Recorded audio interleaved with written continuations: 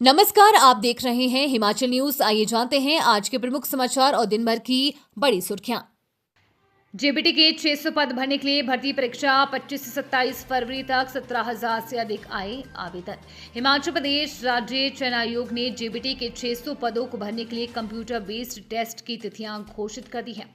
JBT भर्ती परीक्षा 25 से 27 फरवरी तक आयोजित की जाएंगी। इस भर्ती के लिए आयोग को 17,181 आवेदन प्राप्त हुए हैं।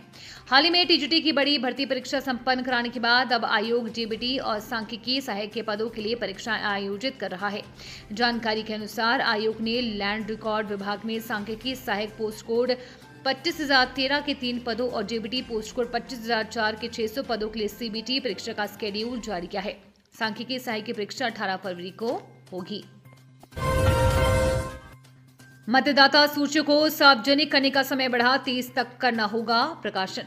राज्य निर्वाचन आयोग ने मतदाता सूचियों के प्रकाशन का समय बढ़ा दिया है। अब जिला उपायुक्तों को 23 जनवरी तक प्रकाशन करने को कहा गया है। पहले 28 जनवरी तक सूचियों को पब्लिक डोमेन में लाए जाने की बात कही गई थी। राज्य निर्वाचन आयोग की तरफ से सरकार को इस बारे में पत्र भेजा गया है। हिमाचल में 31 जनवरी को पंचायती राज संस्थाओं का कार्यकाल पूरा हो रहा है। ऐसे में संस्थाओं के रोस्टर की स्थिति क्लियर करने को कहा गया है। इसके बाद राज्य निर्वाचन आयोग चुनाव को लेकर अगली प्रक्रिया अमल में लाएगा।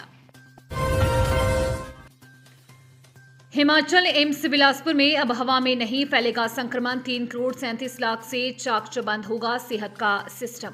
हिमाचल प्रदेश के सबसे बड़े और आधुनिक अस्पताल एम्स बिलासपुर में अब मरीजों को न केवल बेहतर इलाज मिलेगा बल्कि अस्पताल के भीतर की हवा भी पूरी तरह शुद्ध और कीटाणु रहित होगी। एम्स प्रबंधन ने संस्थान के फेफड़ों यानी हीटिंग, वेंटिलेशन और एयर कंडीशनिंग सिस्टम को नया जीवन देने के लिए एक नई योजना तैयार की है। करीब 3 करोड़ 37 लाख से अधिक के बजट से पूरे परिसर के कूलिंग और एयर प्योरिफिकेशन सिस्टम का कायाकल्प किया जा रहा है।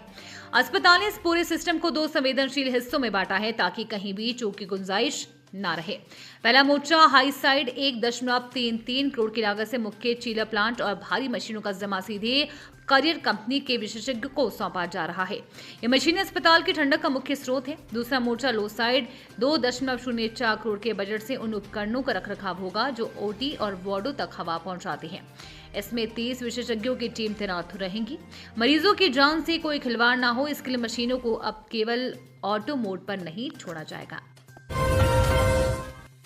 हिमाचल के ऊंचाई वाले इलाकों ने ओढ़ी बर्फ की चादर। सैकड़ों सड़कें, बिजली ट्रांसफार्मर ठप। मौसम विज्ञान केंद्र शिमला के अनुसार आज उच्च पर्वतीय कुछ स्थानों पर हल्की बारिश बर्फबारी हो सकती है। विभाग के अनुसार 1 फरवरी को राज्य के ज्यादातर हिस्सों में हल्की से मध्यम बारिश बर्फबारी के आसार हैं।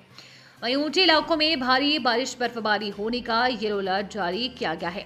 28, 30, 31 जनवरी और 3 फरवरी ऊंची पहाड़ियों पर कुछ जगहों पर हल्की बारिश बर्फबारी होने की संभावना है।